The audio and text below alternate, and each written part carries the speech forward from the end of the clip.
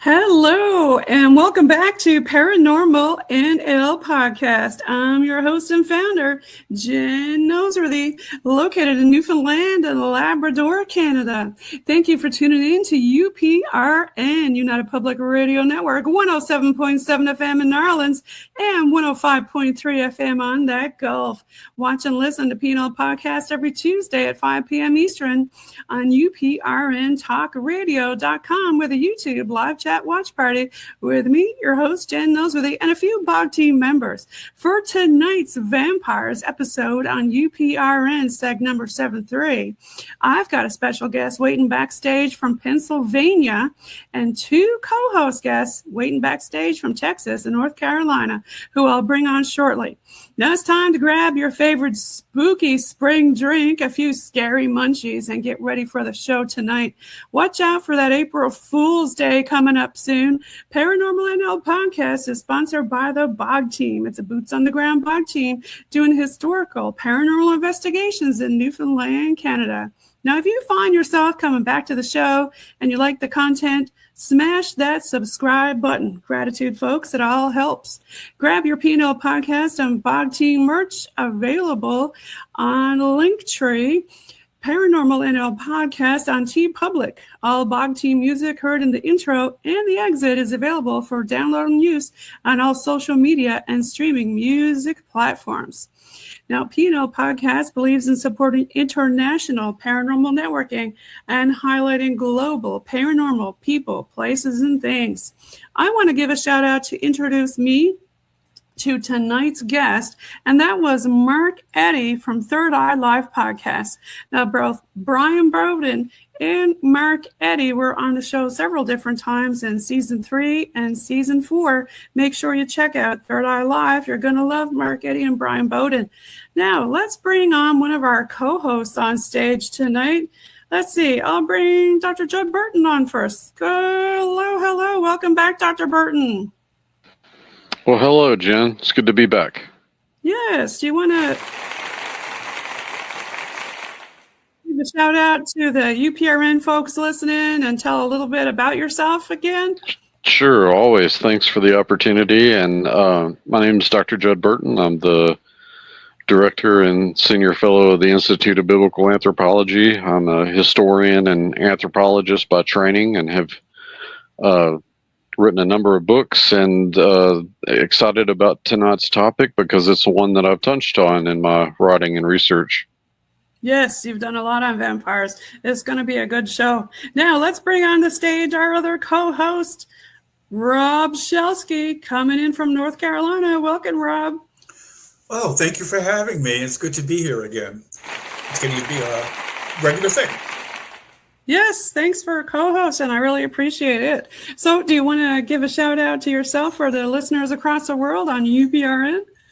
Sure. I'm Rob Shelsky. I'm an author. I've written over 82 books. I've been a MUFON field investigator. I dabble in all the esoteric things of cryptids, that sort of thing. And I really enjoy it. It's, fun to be curious and to try to learn new things. It is indeed. And now we're going to bring on our main guest. Watch out. Here he comes. It's Gene Allen Conrad. Welcome, Gene. Thank you, Jen. Thanks for having me on tonight. Thanks for coming on, UPRN. So, Gene, do you want to tell the folks listening a little bit about yourself? Sure. I worked for a daily newspaper many years ago as a reporter and columnist. And more recently, I've turned to writing fiction. And I have a trilogy of vampire novels and a book of short stories, all horror. Nice. I think a lot of people really like vampires. Who wants to dig in first, Dr. Burton or Rob? Well, I'd like to ask a question. Yeah. Do you believe vampires actually exist? I've always wondered that. Oh, you're asking me? I Yep. think some people might have a psychological problem where they think they're a vampire, but as far as physical vampires who the undead, I don't think they exist. They're more for our entertainment. Well, I've been on a few dates that seemed like that, though. Oh my God, that's funny. How so, Rob? You got to tell us now. Did they give you a huge hickey or did they actually bite you? No, she was, honestly, she just was like the undead. She didn't respond. You couldn't carry on a conversation with her. It got really awkward. And then when we left, she gave me this big wet kiss on my neck. And it gave me the shivers. And that was the last time I saw her. What do you think about that, Dean? Well, she might be the exception. She might be a real one. You might actually have dated a revenant, Rob. Oh, yeah. It could have been a revenant. Yeah. Or could it have been a demon succubus? Now, what's the difference in a vampire and a succubus? That got everybody quiet. Well, no, I mean, I don't know that the two necessarily have to be mutually exclusive. I mean, there's a long, at least demonological tradition of linking incubi and succubi with a vampire spirit. The late Montague Summers, who wrote some of the seminal volumes in the history and lore of vampires, made that connection prolifically, and certainly the two works he wrote on vampirism, The Vampires Kith and Kin and The Vampire in Europe, but even in his other books on let's say witchcraft and werewolves, he touches on that very subject. So I don't know that. I think there's a lot of overlap in the subject matter. I don't know that the two are necessarily mutually exclusive. Do you believe in vampires, Dr. Burton? I do, but I think that there are tiers. I think Dean hit on the kind of vampiroidic subculture that certainly exists, where people believe that they have a need for blood, and certainly from an anthropological perspective, there have been ethnographic studies that have been done on these people, and so in one sense, you do have project on that, Dr. Burton. As a nurse, I'm thinking about people who are actually anemic. What do you think, Dean? And they actually need blood, let's say back in the Victorian times, and they thought, okay, let's go drink some blood and maybe I won't be so anemic.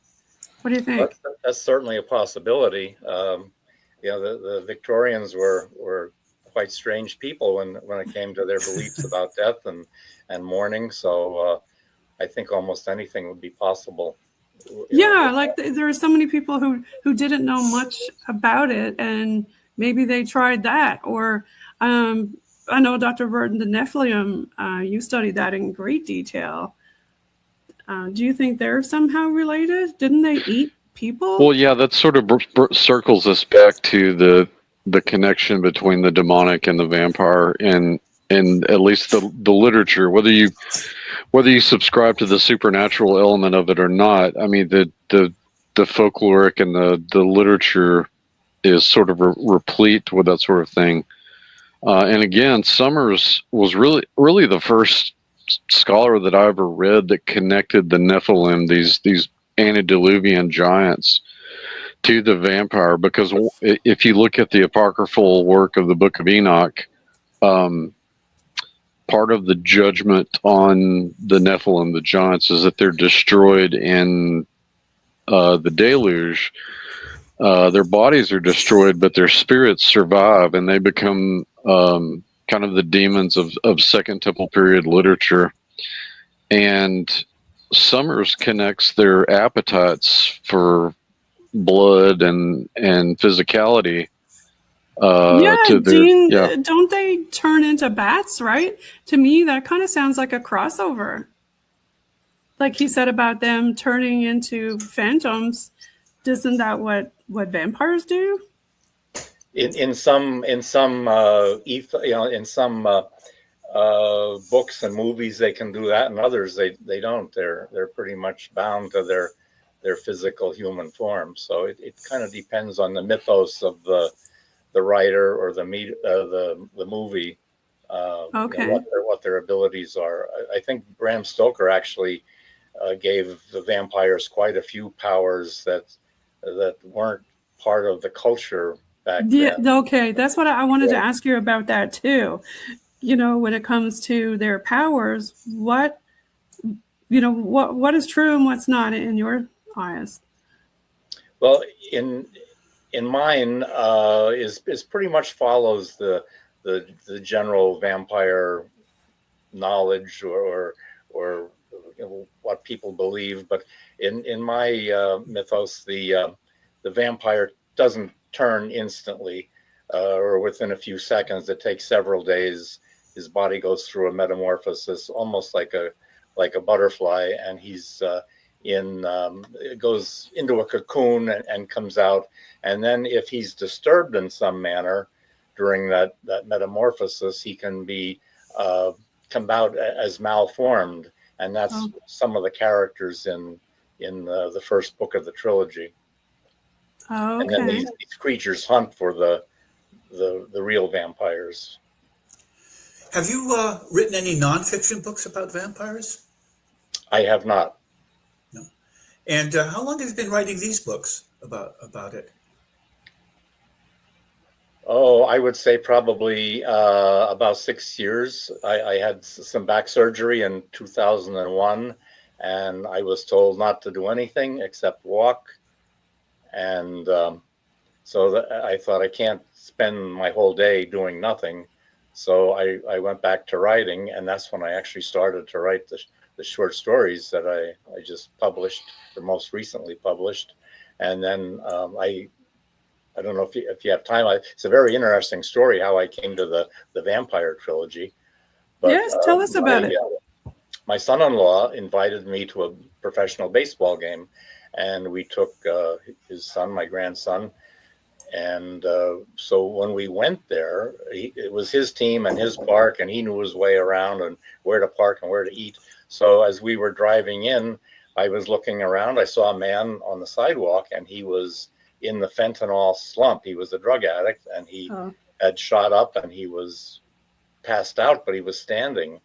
And I had never seen that. And I said, like, holy smokes, look at that. And my son-in-law, who's a police official, looked in the side view mirror and he said, "Oh yeah, that's a heroin addict, and that's what they do if they get fentanyl in there mixed in with their heroin." And so then on the way to the park, we parked and we were walking, and I saw another man on the sidewalk, a different man, and and that really affected me. It really bothered me. And a week later, I probably couldn't have told you what the score was, but those two images of those two men bothered me. So, because they were completely incapacitated. Right. Mm-hmm. So that's I said, well, who could hurt them? Well, vampires. And from there, the trilogy was, that was the genesis of the trilogy. So the vampires were using the addict's blood. Right, because they were easy prey, and because the vampires didn't like the tainted blood with the drugs in them, they kept them in cages, and they let their blood clear, let them go through the horrors of withdrawal, and then when their blood was clear, they drained them. That's so sad. A lot of homeless people, they don't have family, they don't know where they are, and they disappear, and nobody knows what happens to them. Exactly, and that's one of the elements of this book, that when people disappear, they don't know, their friends don't know if they went into rehab, if there was an intervention, and their families took them away, and so they just disappeared. Wow. Now, Rob, you were holding up your cat earlier. Do you think that cats are some kind of vampires? Because they know had a bite, hey, Gene? No, but they are demons, let me tell you. They really are. That's Oliver, by the way. Oliver. Hi, Oliver. Yeah, that's Oliver, yeah. He keeps getting up on my laser printer. I have to keep pulling him off of it. Now, is it true, I know there's a lot of different kinds of bats, right? There are bats who actually do feed on animals, right? Vampire bats. There are, yes. Yeah. How about, do they feed on humans too? Do you think if there was a homeless person passed out on the street, they would go feed on them too? Aren't they the tropics? I would imagine they would. Yeah. I thought they were on tropical islands, aren't they? Or are they? Or this sounds like the start of a zombie apocalypse war, because don't they cause rabies? Well, right? They can. But, I mean, most of the sanguivore species of bats live in, like Rob pointed out, in tropical regions. But yeah, they would feed on people. We've got accounts going back of, sailors, for instance, had to be careful about sleep, because most of the crews would sleep out on decks back in the kind of the age of exploration, the early modern into the 18th century. Had to be into the 19th century too. Had to be careful about sleeping on decks in tropical regions, because those bats would feed on them. That's not good. You wake up with something munching on you. Well, cats do that too. No, True. Wake me up. It's feed me o'clock. That's all right. So going back to the vampires, I'm interested in all, I guess the classical kind of stuff. So is it true, they don't see a reflection in the mirror, and they're not allowed in your house unless you invite them in? That's supposed to be true. I think they were both elements that Bram Stoker introduced. So I think they were part of the folklore.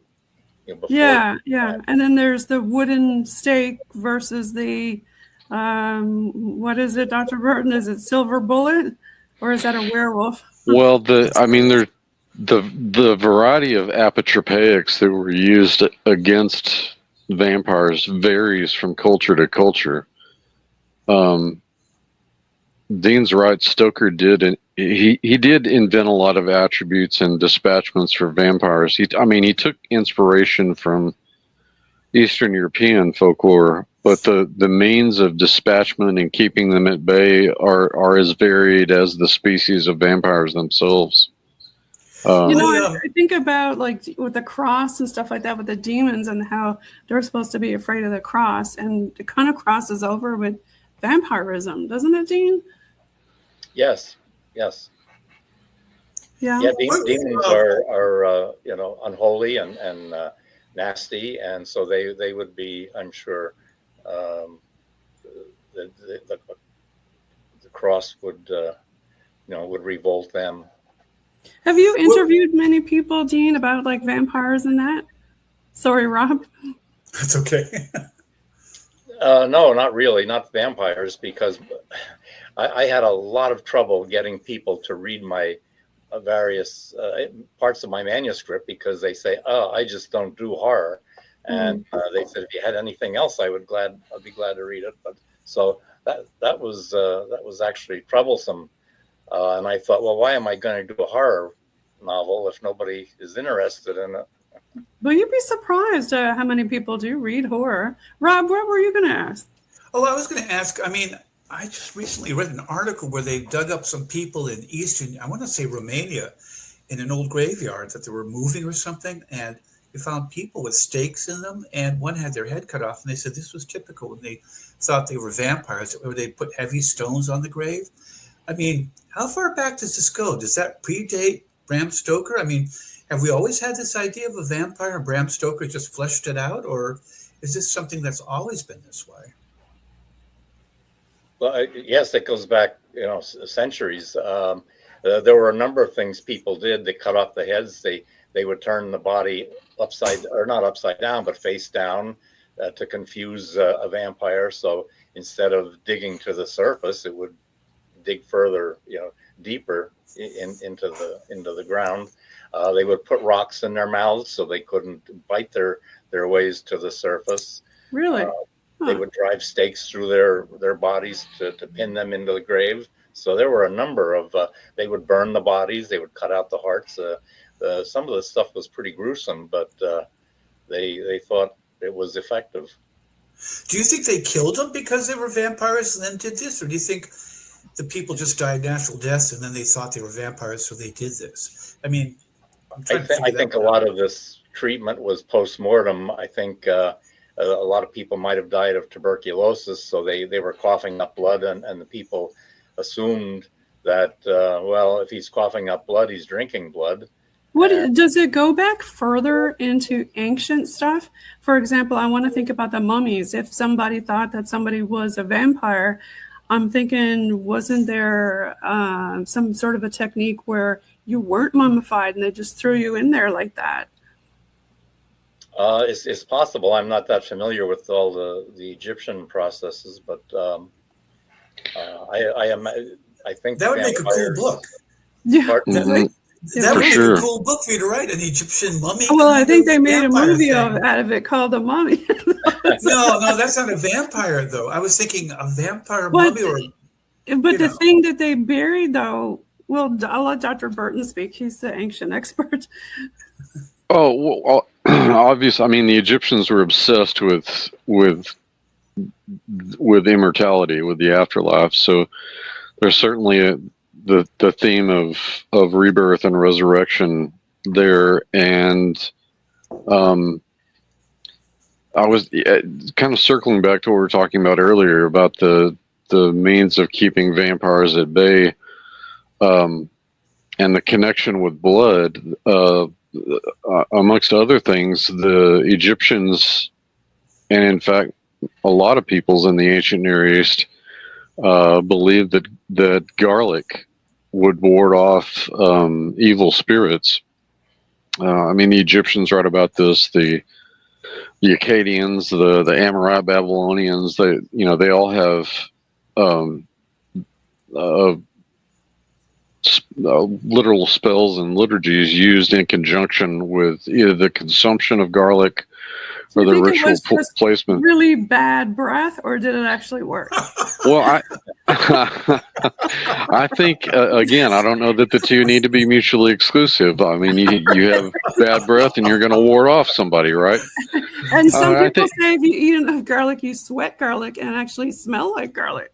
Well, there may be an ethnobotanical theme here too, because we know now that garlic is a blood cleanser. Yes, it is, and we know that sort of via the lens of science, but it's good for the heart. Yeah, it's good. Generally, cardiovascular health is improved by the consumption of garlic. That's been borne out by all kinds of studies, and the ancients, came to that knowledge with a combination of observation and a supernatural worldview. But in terms of fodder for vampire stories, Egypt, I would think, would be a very fertile ground.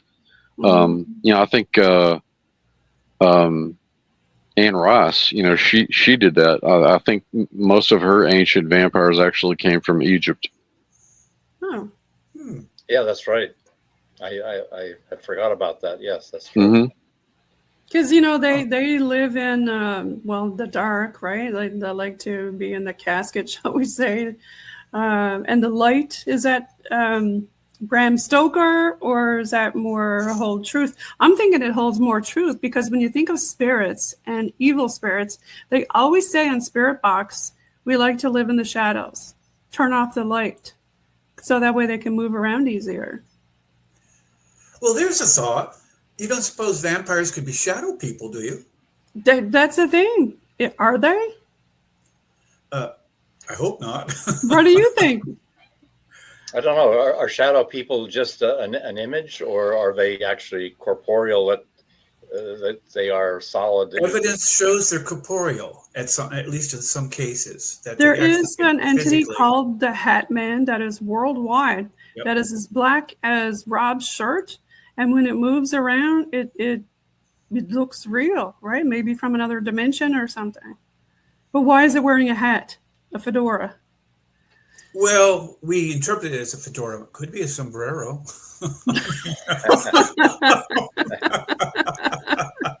It is just a shadow, Sure. By the way, did you know Freddy Krueger was based on the Hat Man? The Freddy Krueger movies? I never. Is that right? Yep. Oh, I didn't know that. I did not know that. That's chilling. Do vampires have claws too? And Freddy had big claws, didn't he? Yeah, they were metal though, weren't they? Yes. Yeah. Yeah. Fake. Now, my vampires can extend their claws when they are hunting or they're about to dispatch some poor victim. But okay. And the same way with their teeth, their fangs, they can extend them. Are your vampires kind of one-dimensional as far as their behavior? I mean, are they all evil, or are there any good vampires? Or, I mean, in your opinion, or in your books, did you? Or are they all just really hangry?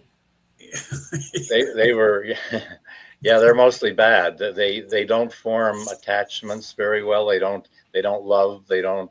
The only thing now, again, in my mythos, it's a little bit different. The vampires are infected with a vampire disease that is all-consuming. So even after if they could drain a body, they would still instantly be thirsty again for blood, even though they couldn't hold anymore. So a bunch of fat little vampires there, huh? I mean, I wonder, could it have been some sort of weird blood infection, or were they infected by an animal like the chupacabra or something like that? Well, they would be infected by the bite of another vampire, and that bite would infect them with the vampire disease that would take hold of it. And that's the disease would create this cocoon that would cover the vampire's body for 3 or 4 days, and then it would change the cells in the body to be dependent on this disease. So like a zombie, hey? Pretty much so. Like a virus. Yeah, that's an interesting topic. The concept of vampirism as a disease. Dean or Rob, both. I don't know if you guys remember Kathleen Ramsland's books on vampires. I believe she's a clinical psychologist, but she wrote a really good book called The Science of Vampires, where she sort of, from the perspective of biomedical sciences and forensics and some of these subfields try to tackle the concept of the vampire as a kind of disease.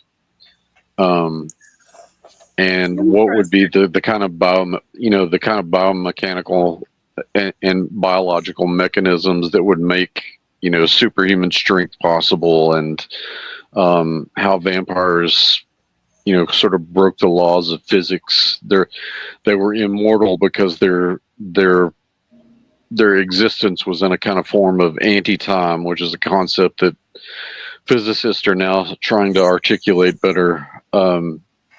So the sort of scientific or naturalistic disease aspects of vampirism are I would think would be fascinating as a fiction author. What type of blood, Dr. Burton or Dean or Rob, do they drink? Certain kind of blood type? Is it Rh negative? What is it? With the aliens, Rob, don't you usually go after Rh? I hope it's not Rh negative, because I am Rh negative. It's a Cabernet or Chianti. Ooh, that would be good. Yeah. What about a rosé? Rosé's kind of Now, Shiraz. I would like to be a vampire that drank Shiraz. What do you think about that, Dean? The blood types. Do you have a theory?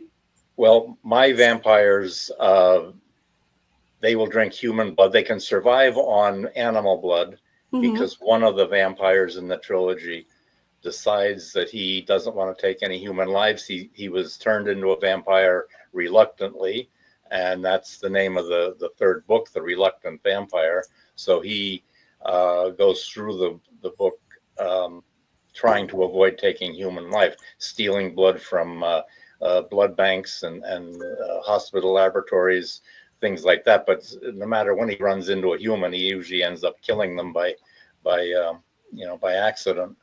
He couldn't resist. I'm sorry? He couldn't resist. Yes. Temptation.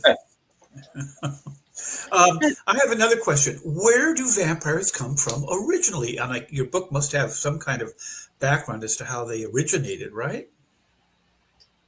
Mine does not have an origin story, but some of the ones are in it are very old, centuries old. In fact, the one danced with Napoleon and was a minor nobility, so she does not like to do any work. She likes her victims brought to her. Now she can hunt herself, but in the first book she's kind of dependent on these creatures that are malformed vampires who bring her victims.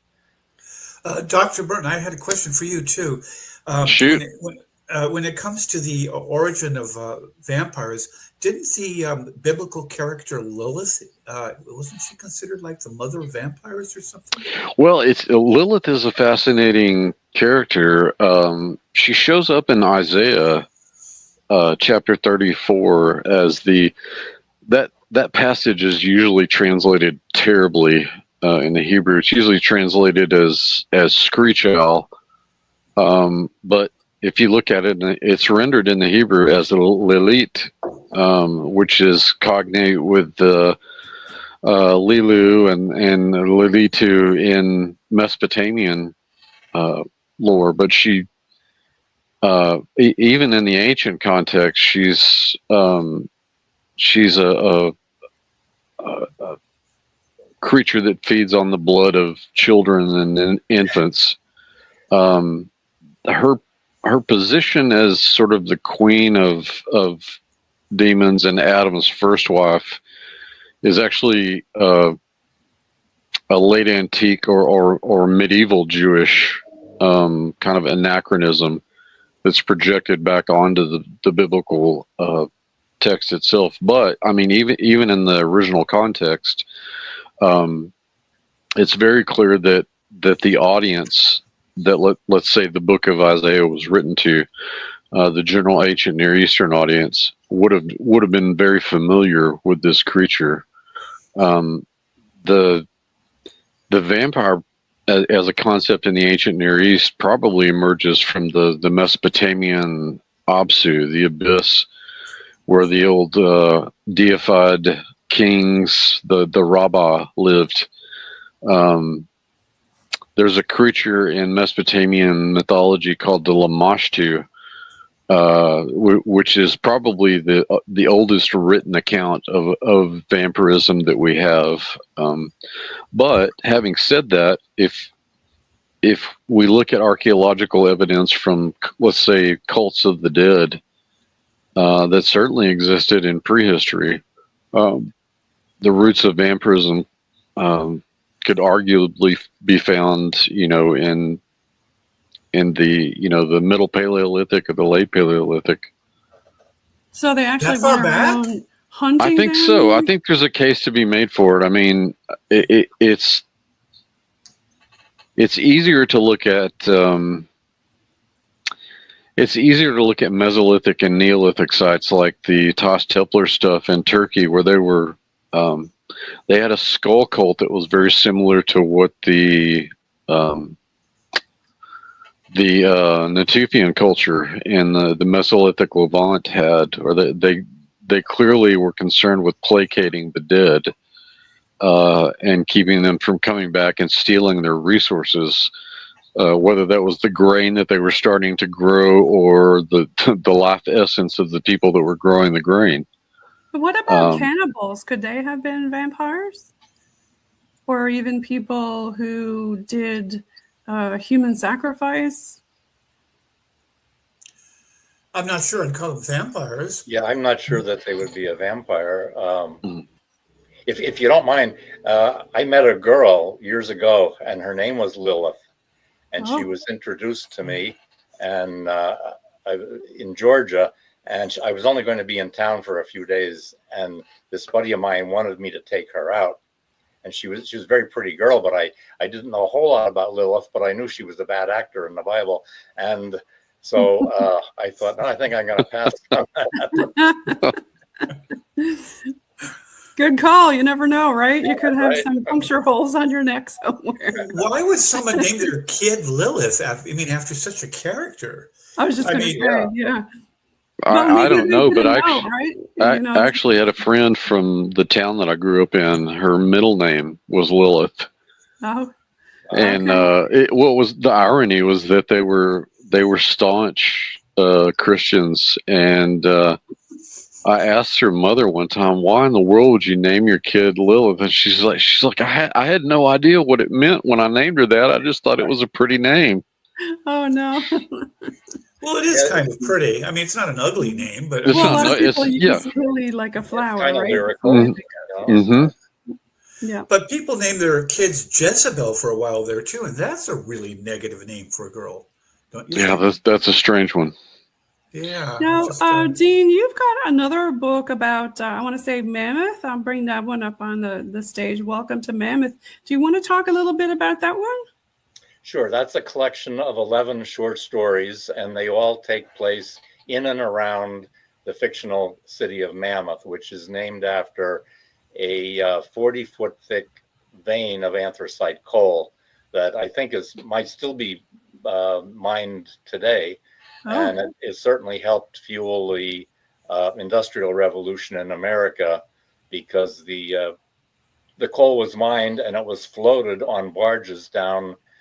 This is before railroads were installed, down the Schuylkill River to Philadelphia, and then it was from there used in manufacturing in Philadelphia, and then transshipped to other countries.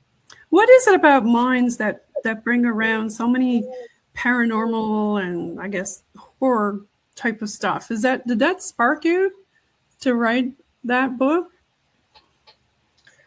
Well, it was actually it was my editor's idea to name it "Welcome to Mammoth." Oh, okay. Because she said, all these stories are set in and around this city of Mammoth, and she said you ought to do something with Mammoth. And I said, well, how about like a billboard with like "Welcome to Mammoth" on it, and then that became the book cover. So did that town? I guess all the libraries in town have that book. I believe they do. And I love the imagery there. It's reminiscent of Lynch's Twin Peaks. You know, Yes. where you get the Yeah, sign as you're coming yeah. into town. Yes, it is. Now, Dr. Burton, don't you have some books in your hometown? I did. I wrote a book called The Paranormal Big Country about the paranormal history of the region of Texas that I grew up in. Fun. Love paranormal stuff. Mm-hmm. Dean, what do you got in the background there? Are you growing some stuff there? I always like to look at the guest background. Nothing's off limits on my show. Over here is a bookcase, and then there's this orange thing is just some empty containers that I probably should. I meant to move them for the broadcast, but I thought you were getting ready with your seedlings because it's that time of year to start growing some stuff. I used to do a lot of that, but not anymore. Yeah. So tell us. I have grandkids now, so. Oh, the grandkids. Now, do you tell the grandkids stories about vampires? But my oldest one, who's 9, he's very proud of the fact that he has a copy of one of my books, and I autographed it for him. So, and he keeps it in his bedroom on a shelf, and he's starting to like paranormal things and creepy things. It's kind of like I was. It scared me crazy, but I still couldn't look away. I had to be. When we were a kids, my grandfather, I guess he must have had some sort of dentures or something, but he would say, turn around, and then you'd turn your head back, and then he'd have them done in some kind of a crazy fashion that made him look like a vampire. And we don't know how he did it, but there was a certain part of his house where he would say that he would go through the wall, and you would turn around, and all of a sudden he'd be on the other side of the wall, and we could never figure it out when we were kids, right? Well, how did he do it? I don't know. I have to ask my brother still today won't tell me. So we grew up thinking that a Pop was a vampire. And this was in Texas? No, this was here in Newfoundland. But this was just good fun, though, Yeah, sounds terrific. How to terrorize your children in one easy lesson. No, we knew it was all baloney. I mean, he used to dress up for Santa Claus and stuff like that. I knew it was him because I knew his voice, right? So, but you know how it is with kids. You got to keep, going along with the flow. And how old were you at the time that was happening? About what, 18, 19? Oh my God, no. I'm kidding. Jeez Louise. No, probably like double digit age or below that, I'm sure. It's all starting to make sense now. I understand your personality so much better. Why am I into such weird stuff? Hey, no, it's not weird. It's interesting. Let's talk about it, right? But from a nursing standpoint, you get to see so many different weird things and weird diseases and stuff, and you wonder, oh gosh, you watch that movie. What is it with Brad Pitt? Zombies? What was it called? Zombie Apocalypse. World War Z. It was based on the World book. War Z. Yeah. So, Dean, can a vampire know who's infected and who's not when he's looking for blood? Can he walk up behind you and smell your blood and right? How did that movie end? I never watched it all the way through. How did that movie end? Good or bad? Oh, Judd, I'll let you tell that. I want to say that I know what happened. They found I can't remember exactly. I want to say that they found a cure, but Here's the thing. He saw a girl in the crowd, and all the zombies were going past the girl and didn't even look at her. And he said, that's, ground zero, patient zero. So we found her, and she was infected with this really weird disease, and they didn't want to bite her because then they would get sick. So in order to do the cure, he went into this lab and shot himself up with all this disgusting stuff. And of course, he could walk through the zombies because the zombies didn't want to bite him because they knew he was sick. So what do you think about that, Dean? Do you think that vampires, when they walk amongst people, even, you said addicts in the street, do they know, okay, this person is sick, this one's not, I'll have this one for lunch? My vampires didn't discriminate that much. They did have a very acute sense of smell, so they couldn't say, well, you have O positive or you have O negative blood, but they would they could track somebody by blood, and one of the vampires does that in the novels. Tracks a bad guy by the scent of the smell that he leaves in the air, and but they did not like, at least my aristocratic vampires did not like tainted blood tainted by drugs. So that's why they put the victims in cages and let their blood clear for several weeks, and then. Here's a question. We're talking about cryptids. Would a vampire go after a Bigfoot or a werewolf, and who would win? The werewolf would win. Why is that? Because they just shred you, don't they? I mean, they just rip you apart. Yeah, but so did the vampires got like... What was that last part, Rob?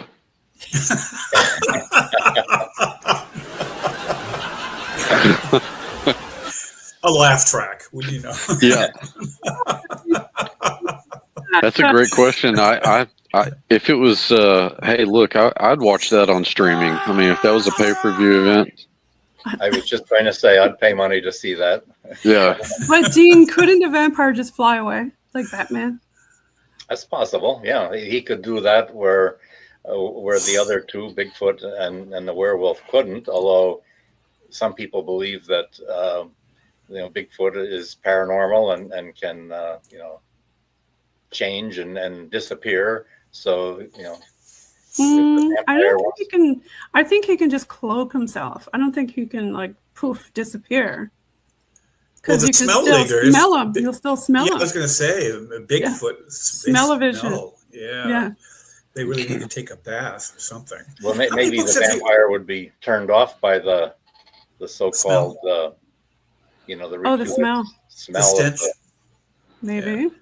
How many books have you written, Mr. Conrad? Total. How many have you written?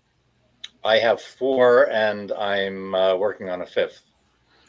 And you've been can you for give how us long? a little tidbit about your 5th one? Oh yeah, that's a good idea. Well, this one is actually a kind of a mainstream novel. It's about a college student, the relationship between a college student, his father, and his girlfriend. And I call it the summer of our discontent rather than winter of our discontent, which actually isn't it a season? This is the season of our discontent, the Shakespeare? Summer. Oh, I mean, your I book, don't know, yes. but I'm pretty upset. Made glorious by this son of York. Yes. Well, I can't wait for how summer. does it go, Dr. Burton? How does it go? Now's the winter of our discontent, made glorious by the son of York. Oh, it is the winter of discontent, because somewhere I read season. I thought, I've always been saying winter. Mm-hmm. So Richard III says the winter of our discontent, but the girlfriend in this novel says, that she's going to be separated from her boyfriend, and she says, years from now we'll laugh about this separation and we'll call it the summer of our discontent. So. Nice. Thank you for the tidbits. Yeah. Oh, you're welcome. Is that coming out on paperback, or are we going to expect that one also on audiobook? I don't have any audiobooks. I would really like to put these ones I have on audio, because I always said I would do audiobooks because my mother went blind, and she was a great reader and relied on, back then it was books on tape. Yes. So she relied on them, and she read. Yeah, they're really nice. Are you on Amazon? Are you on Amazon? Yes. Amazon, I've been doing it. All my books are now on audio. They're doing a free beta program, where they will do an audiobook for audiobooks of all your books for free. And you can pick English, male, female, American, all of that. So all my books are now in audio, and they're selling. They actually are selling it, and it's only been like a week. So you might want to do that, Yeah, when I go to book signings, people say, do you have audiobooks? Because people like to read them or listen to them in the car. And yeah, they do. You know. Now, if you're not using Amazon, I've got a few podcasters who are actually doing voiceovers for books and reading for books. If you're looking for the old-fashioned way like that, or Rob, the way that you're doing it, is it like an AI voice or is it a human voice? It sounds human, but I'm assuming it's AI. But I mean, if the English, I'm using an English voice for like my cozy murder mystery set, The Constables, and that is a British. It's getting really hard to distinguish that it's getting so good now. Yes, yeah, but sometimes they make mistakes. They'll say a certain word the wrong way, completely the wrong way. I mean, yes, and the pacing of the phrasing is sometimes awkward, but give it a couple of years, and I mean, look at the pacing was pretty good, and the emphasis is incredible. It's like really okay. I was really amazed. Yeah, it's scary, you know. But that's a great idea for a book. I think I'll write it and use AI to get it written before you do yours to get mine published. Actually, I think what you're writing is actual literature, and I'm no good at that. I just don't have the propensity for writing anything really good like that. Gene, you want to give a shout out to the folks listening around the world on UPRN where they can find your books? And I've got, let's see, you know what? I don't think I have the banner pulled up throughout this whole episode. Oops, here we go. There it is. You can find everybody's website there on the banner on the bottom. And do you want to give any shout outs to any of your subscribers or your fans? Now's the time. I do have a website. It's www.deanalanconrad.com. It's Alan, A-L-A-N. And I have an Instagram page and a Facebook page. And my books are available at the Haunt Coffee Paranormal Coffee Shop in Wilkes-Barre, Pennsylvania, the Schuylkill County Historical Society, Otto's Bookstore in Williamsport, Ingram's Park if you're a store or a library, and other places, and of course Amazon. Yes, perfect. Thank you so much, Gene, for telling everybody where to find your stuff. Thank you for having me on the show tonight. And Rob, do you want to give a shout out to where folks can find your stuff?